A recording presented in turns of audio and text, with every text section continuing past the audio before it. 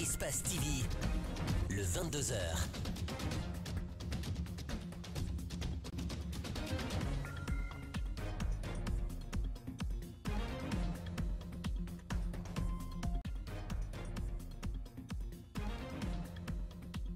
Le président Alpha Condé a regagné Conakry cet après-midi. Un accueil chaleureux lui a été réservé par le RPG Arc-en-Ciel et ses alliés de l'aéroport international de Conakry-Bessia au palais présidentiel en passant par le palais du peuple.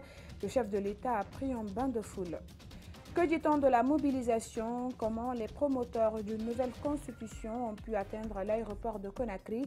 Ils sont partis de tous les quartiers. Certains ont été motivés avec des sommes d'argent et tout ne s'est pas bien passé dans certains QG de partis politiques.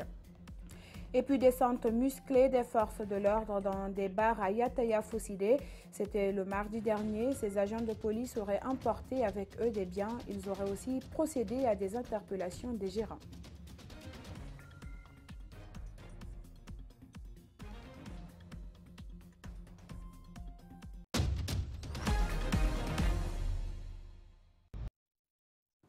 Mesdames et messieurs, bonsoir et bienvenue dans cette grande édition d'information. Le chef de l'État est de retour en Guinée après plusieurs jours passés à l'étranger. Ce retour était très attendu par ses partisans qui ont tenu à lui réserver un accueil sans précédent de l'aéroport Conakry au Palais du Peuple. On a pu assister à une forte mobilisation de citoyens favorables à un référendum constitutionnel. Alpha Condé, à sa descente d'avion, a été reçu par ses ministres, les présidents des institutions républicaines et des leaders de partis politiques alliés au RPG Arc-en-Ciel.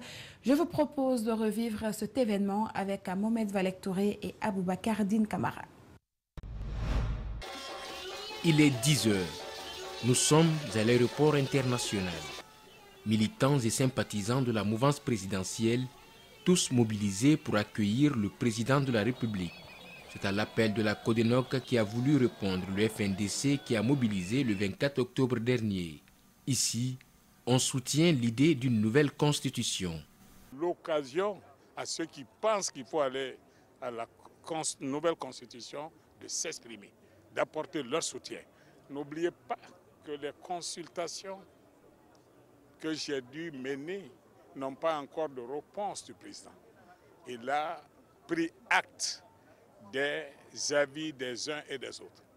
Il a pris acte, même loin du pays, de l'expression à travers des manifestations jugées grandioses de l'opposition pour dire non. Il prendra acte aujourd'hui de l'expression massive que vous venez de voir, encore plus massive que ce qu'on a vu la semaine dernière. Il est 13 heures.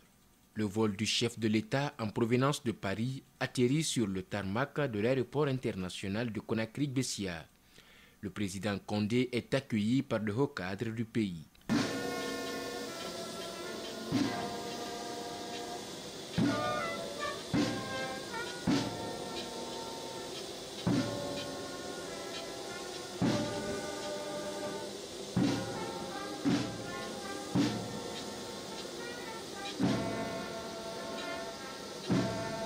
En tête du mouvement, les commis de l'État. L'accueil vise surtout à dire toute la reconnaissance au président de la République. Et vous avez vu leur mobilisation et vous avez vu la nôtre. C'est du jamais vu. Je suis un habitué des mobilisations en Guinée, mais ce qui se passe aujourd'hui est simplement exceptionnel. C'est inédit, c'est historique. Et donc le peuple de Guinée dans sa majorité a prouvé qu'il est avec le président Alpha Condé et qu'il soutient une nouvelle constitution conformément à la loi et pour une Guinée meilleure. Nous étions déjà contre cette constitution par la manière dont elle a été adoptée. Une constitution qui passe par-dessus un gouvernement en fonction pour atterrir sur le bureau du président de la République afin qu'il le signe, le ratifie, ce n'est pas normal. Déjà pour ça, moi, en tant qu'ancien membre du gouvernement Jean-Marie Doré, je suis contre cette constitution. Des banderoles affichées pour la circonstance sur lesquelles nous pouvons lire « Union du Fouta Djallon pour le professeur Alpha Condé » ou la convergence pour la mouvance présidentielle dit oui à la nouvelle constitution. Les soutiens du chef de l'État esquissent des pas de danse. Plusieurs mouvements de soutien étaient présents à l'aéroport pour accueillir le chef de l'État. Nos reporters ont pu rencontrer quelques-uns qui ne cachent pas leur envie de voir la Guinée dotée d'une nouvelle constitution. Idrissa Bari commente les images d'Aboubacar Din Camara. Très tôt ce matin du jeudi, des milliers de personnes se sont ruées vers l'aéroport international de Conakry-Bessia pour accueillir le chef de l'État. Mouvement de soutien, association de jeunes, groupement de femmes et les militants et sympathisants du RPG Arc-en-Ciel et ses alliés, tous se sont mobilisés pour témoigner au chef de l'État la gratitude du peuple de Guinée. Cette démonstration de force est surtout motivée par des actions de développement depuis l'accession du président Alpha Condé à la magistrature suprême. Personne ne m'a donné le transport pour arriver ici. Je suis venu de mes propres frais, par civisme, par patriotisme, par engagement au peuple de Guinée, à la citoyenneté guinéenne. Je suis venu honorer à la réception du chef de l'État l'ultime moyen, la gratitude du peuple de Guinée. Je voudrais que, aujourd'hui, par mon engagement, nous sommes rentaux.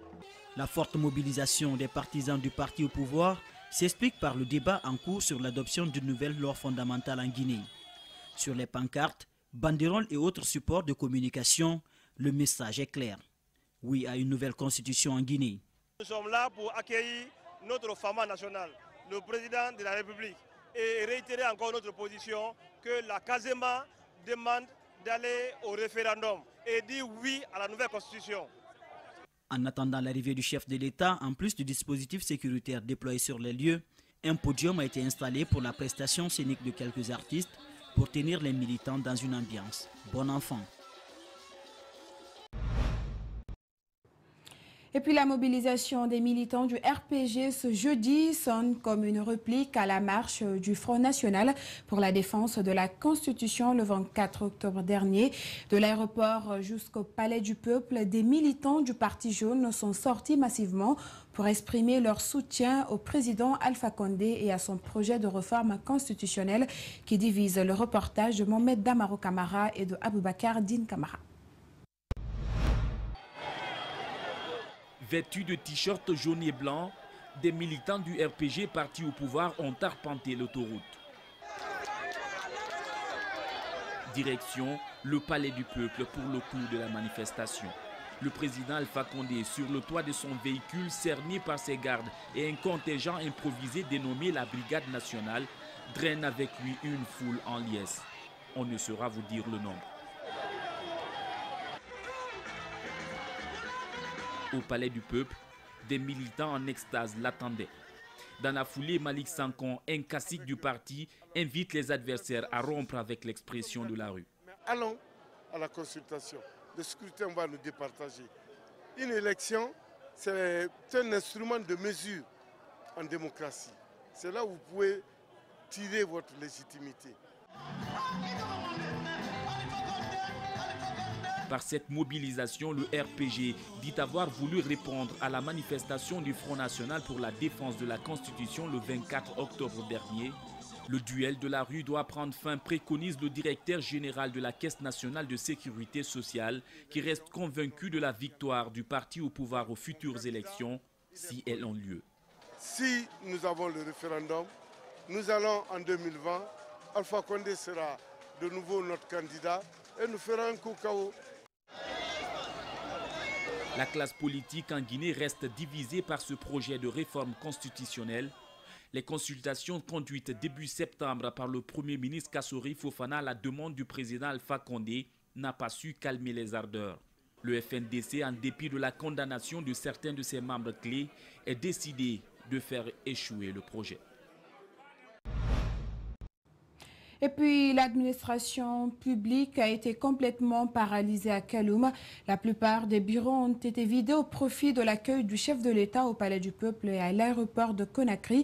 Cette mobilisation a aussi eu un impact sur les activités économiques à Kaloum. Gibril Ba et Ibrahima Souma.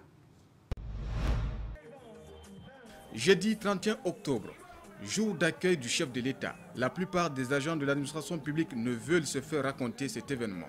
Au ministère des Mines, à la place du travail, c'est la joie. Nous ne pouvons pas rester en marge de ce grand mouvement, il faut montrer à l'opinion nationale et internationale qui est professeur Alpha Condé. Le secteur bancaire, nos petits commerces sont fortement touchés par cette mobilisation que l'on constate à la place des Martyrs et à Saint-Fil, sans oublier la circulation affectée par endroits. Il y a les affaires courantes qu'on essaye d'évacuer, mais de tout qu'on fait aujourd'hui, c'est un jour historique. Nous sommes en train de réceptionner le numéro 1 du pays, le président de la République, le professeur Alpha Condé, parce qu'on a beaucoup entendu les membres du FNDC ou ceux de l'opposition qui disent que le président de la République ne peut pas mobiliser 10% de ceux qu'ils ont mobilisés. Donc c'est une réaction d'orgueil. De sursaut et d'orgueil. Nos constats nous amènent chez des observateurs de cette manifestation. Pour la circonstance, ils sont tenus au courant de tout ce qui se passe. Au total, on a 1261 observateurs à Conakry. Et parce qu'il y a d'autres quartiers qui sont très grands, où on a déployé plus de 9. Donc c'est dans les quartiers stratégiques. C'est dans tous les quartiers. Maintenant, notamment les quartiers stratégiques. Les autres quartiers, ce sont les observateurs immobiles qui sont dans les autres quartiers. Maintenant, les quartiers stratégiques, c'est-à-dire les zones identifiées par les organisateurs, les zones stratégiques là, on a les observateurs mobiles. Au moment où nous quittions Kaloum, un grand nombre de personnes rallient le palais du peuple où un spectacle est prévu pour l'accueil du président de la République. Et puis, comment s'est organisé l'accueil du chef de l'État, Alpha Condé, sur le terrain? Une de nos équipes a tenté de le savoir. Vous allez le voir, tout a été mis en œuvre pour encourager la population à effectuer le déplacement vers l'aéroport.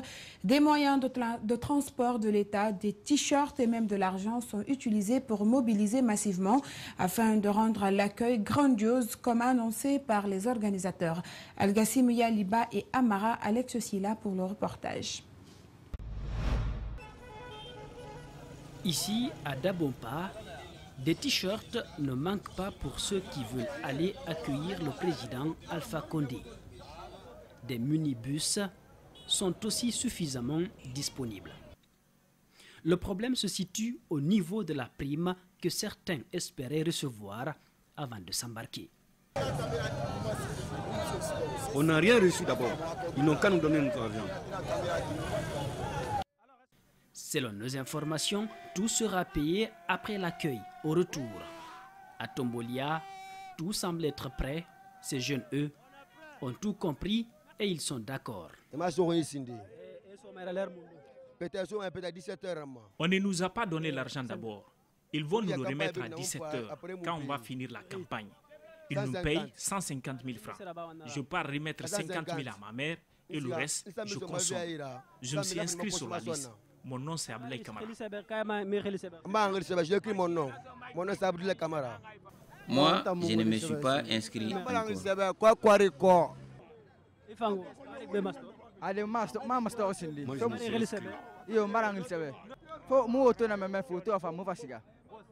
Voici le responsable des jeunes de Tombolia. C'est lui qui est chargé de payer les primes de ces jeunes après l'accueil. Il dit avoir reçu 25 millions de francs guinéens pour les 250 jeunes qu'il a en charge de gérer. Tout est préparé depuis hier, nous on a préparé ça. Seulement, il n'y aura pas de problème par rapport à ça. Chacun doit recevoir combien?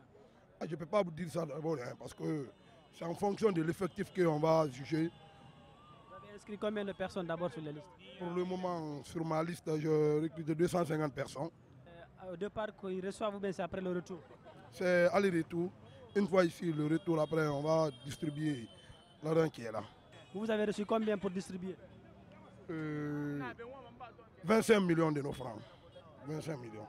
Pour faciliter le déplacement, même ce bus du gouvernorat de la ville de Conakry est mis à contribution. Sur le long de la route, l'ambiance est perceptible. De l'argent a bien été distribué ce jeudi pour mobiliser des militants à l'occasion du retour du président de la République. Des jeunes mobilisés au siège de l'Union des forces du changement ont reçu de l'argent pour participer à la réception du chef de l'État. Et notre reporter a assisté à une partie de la scène avant d'être chassé par certains membres du parti que dirigent le ministre des Transports Aboubacar Silla et Abdoulaye Sadio Diallo et Ibrahima Souri Kamara. Jeudi, jour de réception du président Alpha Condé à Conakry. Au siège de l'UFC à Taouya, dans la commune de Ratouma, l'heure est au partage de l'argent, comme vous le voyez sur ces images.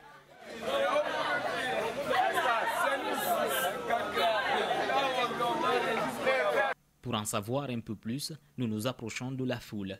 Augustin Loy n'a pas accepté de jouer à ce qu'il appelle achat de conscience, mais il connaît bien le mécanisme. On établit une liste. Vous écrivez votre numéro de téléphone et puis on me donne un t-shirt plus 50 000 francs. Oui, un t-shirt et 50 000 francs. Okay. Et vous, est-ce que vous avez pris? Non, moi je n'ai pas pris, je suis venu juste constater les faits. Pourquoi vous n'avez pas pris? Parce que je ne suis pas dedans. Vous n'êtes pas dedans? Je ne suis pas dedans. Je ne veux pas aller rencontrer le président pour 50 000 francs. On ne peut pas me payer ma conscience. Ces jeunes ne nous l'ont pas caché. Ils ne sont pas là par conviction, mais pour se faire quelques sous. Ibrahima Souri Kamara accepte de témoigner, mais à visage couvert. Quand nous sommes venus ici, on nous a donné que des t-shirts.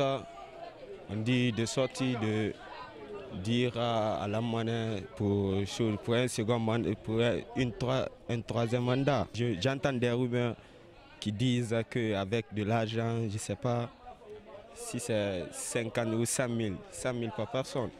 Ce jeune qui se réclame de l'Union des forces du changement du ministre Aboubacar Silla est celui que nous avons surpris en train de distribuer les sommes à la foule. Ce n'est pas l'IFC seul, c'est tous les autres partis ainsi qui sont alliés, qui sont aujourd'hui avec la mouvance, c'est ça. Ils ont reçu plus de chandis et plus de l'air transport. Dans d'autres parties de Conakry aussi, comme Tombolia, de l'argent a été distribué par le RPG et certains administrateurs pour une grande mobilisation en faveur de Alpha Condé, selon des témoins. Et sur le plan éducatif, il faut dire que cette journée a eu une répercussion sur le déroulement des cours dans la commune de Matoto. Les écoles sont à majorité restées fermées, pas que les écoles. La direction communale de l'éducation de Matoto avait également bouclé ses portes. Les cadres étaient allés accueillir le chef de l'État. Nous a-t-on appris nos reporters Abdourahmane Ba et Lamine Silla. Jeudi, jour de classe, mais pas pour cette école. À Titi Camara, l'heure n'est pas à l'enseignement. Aucun élève n'est venu suivre les cours, les enseignants non plus. Difficile de donner une raison claire à cette absence, mais tout porte à croire que la réception du président de la République y est pour quelque chose. Pour s'en rassurer, nous avons été à la direction communale de l'éducation de Matoto, qui est à quelques mètres de là. L'endroit est désert, seulement le vigile des lieux qui nous confie que tout le personnel est déjà à l'aéroport pour accueillir le président. Au lycée Léopold Sédar Senghor, presque la même réalité, seulement quelques élèves curieux venus se rassurer qu'il n'y a pas cours. Ce matin, j'ai dit je vais venir voir s'il y a des cours. Ça, c'est pas normal. Consciemment, nous, les élèves, en tout cas, nous, on a besoin d'apprendre pour aller à l'université. La réception du président n'est pas du tout dans notre programme. Donc ici, aujourd'hui, nous venons, il n'y a aucun professeur dans cette école. Donc nous, ça nous fait mal quand même. À la question de savoir qu'est-ce qui explique l'absence des enseignants dans cet établissement, les élèves n'ont pas trouvé de répondant. Le monsieur qui devait rentrer, qui devait nous donner le cours, il était là ce matin. Donc on est parti à côté de lui, il nous a dit de rentrer. Il ne nous a pas donné la raison et la direction aussi ne nous a pas dit. À Sophiapol, la réalité est tout autre. Ici, les cours ont démarré depuis 8 heures. Vu déjà les retards accumulés dans l'état d'avancement des programmes, la direction a jugé nécessaire de ne pas empêcher de faire des cours. Et ensuite, nous avons reçu la circulaire, on s'est dit, bon, les enfants sont déjà là. Et vraiment, nous ne voyons pas de raison palpable d'empêcher le cours de se faire. Le collège et le lycée ont répondu massivement présents, à part le primaire qui est désert pour des raisons de sécurité. Changeons de chapitre à présent suite à la découverte de leur émeute frauduleusement installée sur le toit de la RTG. La Haute Autorité de la Communication a décidé ce mercredi de retirer les licences des radios Ado et Continental FM.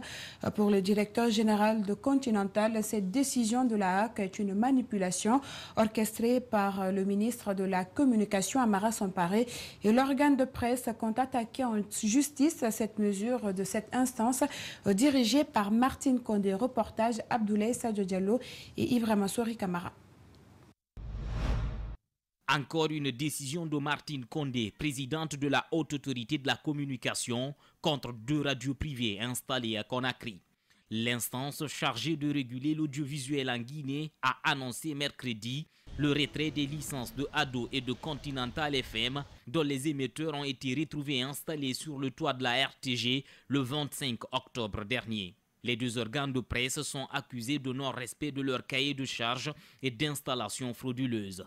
Mensonge, rétorque, Continental FM.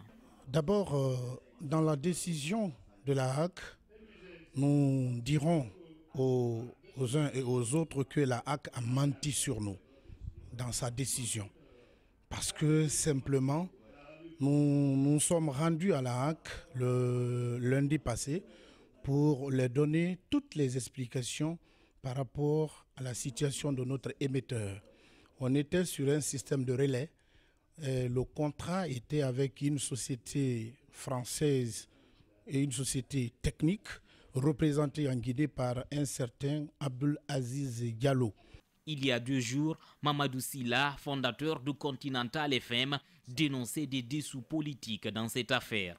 Aujourd'hui, le directeur de sa radio met en cause le ministre de la Communication. La décision que la HAC a prise par rapport à cet état de fait, moi je dirais que c'est une décision influencée, une décision instrumentalisée de la part du ministre Amara Samparé. Continental ne compte pas arrêter son émission.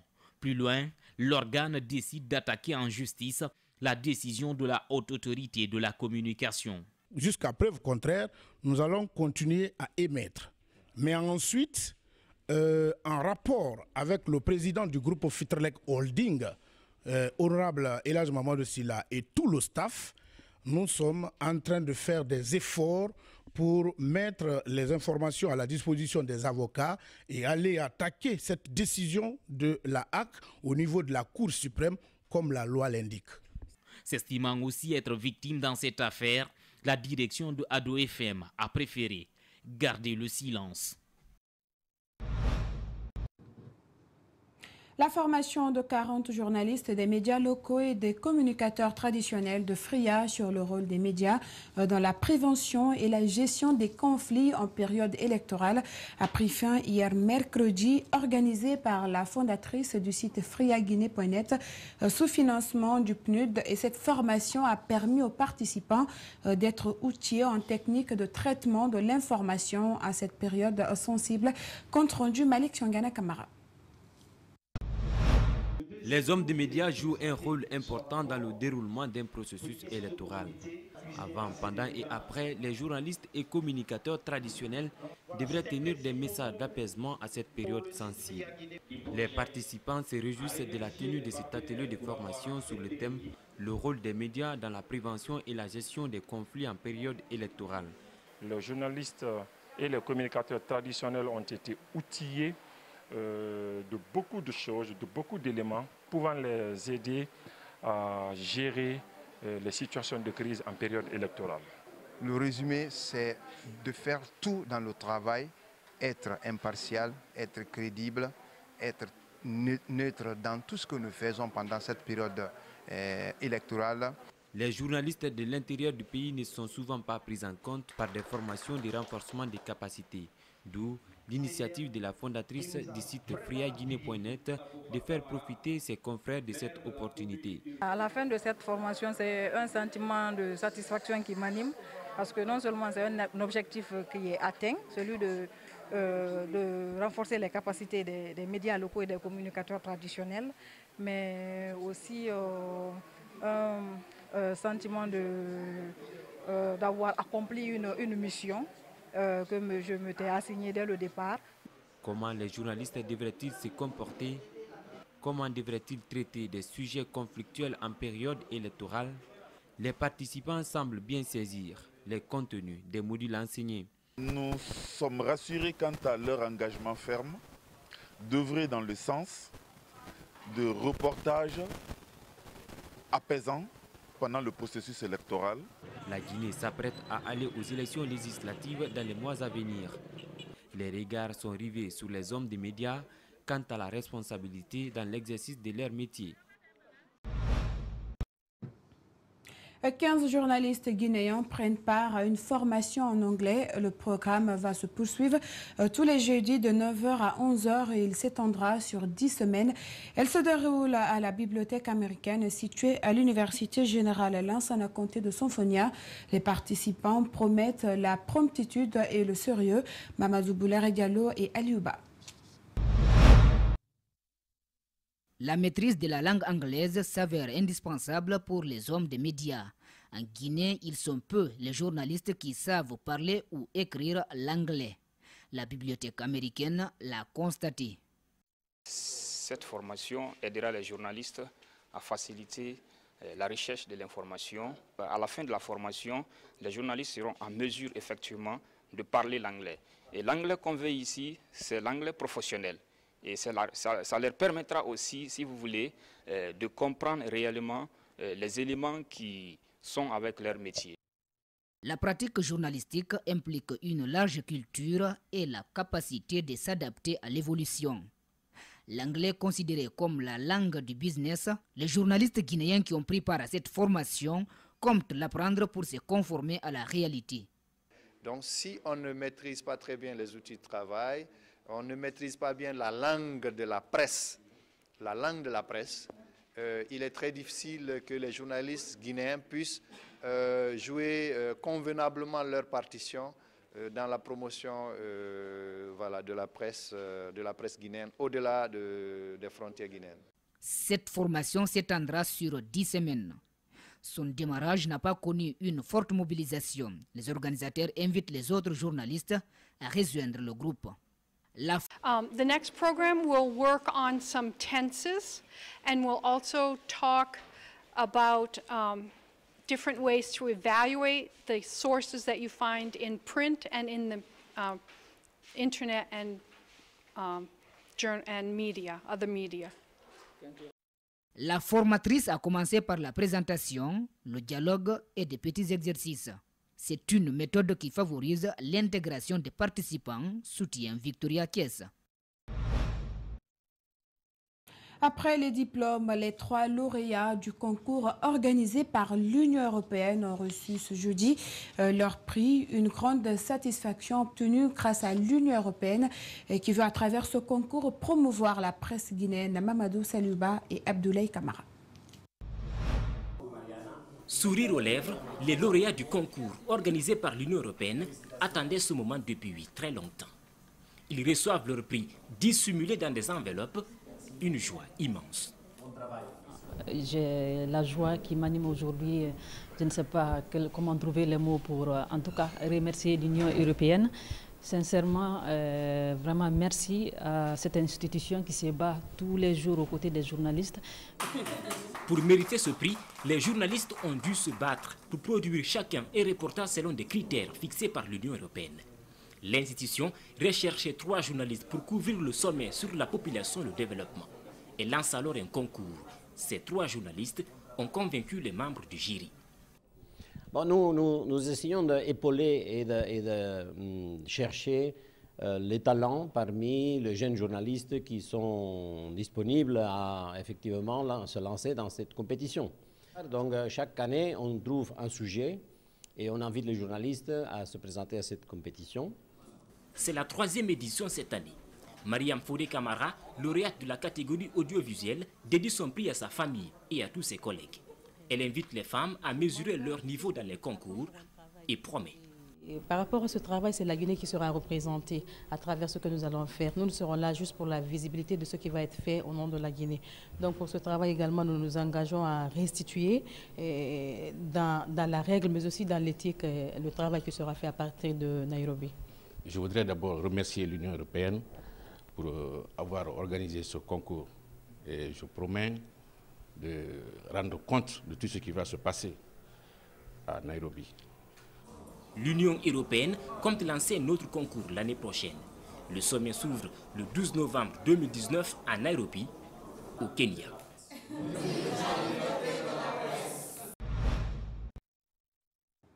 Des agents de la police à nouveau accusés d'exactions et d'arrestations arbitraires. C'est au quartier Yataya, Fossidé, dans la commune de Ratoma. Des gérants de bars ont été dépouillés, certains malmenés arrêtés lors d'une descente de la police de Sonfonia. Les faits remontent au mardi à 21h. Certains jeunes auraient été contraints de payer 500 000, d'autres 400 000 pour être libérés. Alcéné Bari et Vraiment Souri Camara ont tendu le micro aux victimes. Suivez. Les faits remontent au mardi dernier, vers 21h. 9 pick-up de la police de Sonfonia déferlent dans ces bars, brutalisent, saccagent, arrêtent les vendeurs et les consommateurs. Les souvenirs sont encore frais, 2 jours après. À la police, les agents tentent de savoir quel lien ces jeunes ont avec la mort de l'officier, tué il y a quelques jours, en bas de cette ruelle. Moi, j'avais une scène musicale ici que j'ai perdue. J'ai perdu de l'agence 710 000. J'ai perdu mon téléphone. J'ai aussi mon jeune frère il voyage. Il m'a confié sa valise ici. Donc ils ont emporté il y a une valisette. Donc c'est ce que j'ai perdu avec les objets de mes clients. Cet enseignant a du mal à s'en remettre. Une paire de gifles, la nuit en prison, 500 000 francs guinéens pour sortir, le souvenir est douloureux. Quand ils sont venus à mon niveau, je me suis présenté, j'ai dit je suis un enseignant. Voilà ma carte, ils ont tapé ma main. Il y a un même qui m'a giflé, vous pouvez voir la trace ici, qui m'a giflé. Il y avait ma tablette plus un petit appareil. Ils ont pris l'appareil et ils m'ont pris de force, ils m'ont mis dans la pick-up jusqu'au central. À ce jour, aucun de leurs biens ne leur a été restitué, malgré les efforts fournis. Mais des questions restent toujours sans réponse. Est-ce une simple patrouille qui a tourné à une scène de violence? Où se situe l'enquête sur la disparition de l'officier de police?